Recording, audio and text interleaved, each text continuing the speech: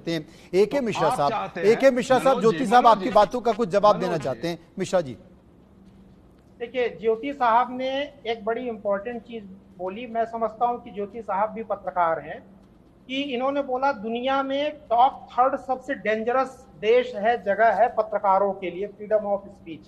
मैं उदाहरण देता हूं, जरा बोलिए ना इनको। जब मुलायम सिंह यादव ने हल्ला बोल बोला था दैनिक जागरण के ऊपर और अमर उजाला के ऊपर, तो वो नंबर 1 की रैंकिंग पहुंचा रहे थे अभिव्यक्ति की स्वतंत्रता और पत्रकारों के लिए।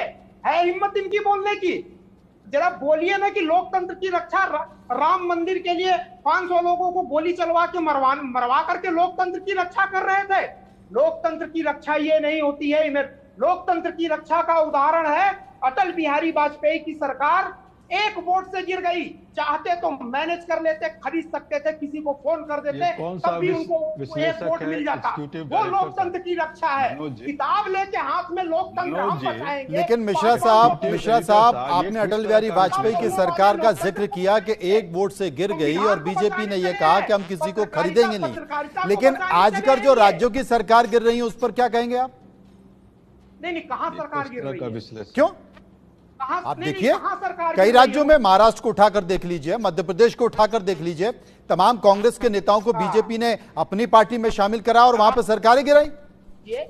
इसे ठीक मानते हैं आप? अगर कोई नहीं, स्वेच्छा जो लोग बीजेपी में आए, चाहे वो शिंदे हो चाहे जो हो, किसी से भी माइक लेकर के पूछ लीजिए, जितने पत्रकार जो भी बैठे हैं, कोई बोल दे कि जी हमें जबरदस्ती बुलाया गया है, गन पॉइंट मनोज जी, मैं फिर इस डिस्कशन में नहीं रहूंगा।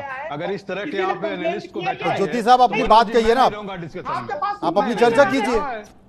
क्या ये बात कर रहे हैं? क्या विश्लेषक क्या ये अमर उजाला पे आपके कहां से उठा? क्या करते हैं मनोज जी? आपका इतना सीरियस प्रोग्राम होता है, हम लोग तैयारी करके बैठते हैं, क्या किस तरह के लोगों को लाते हैं आप?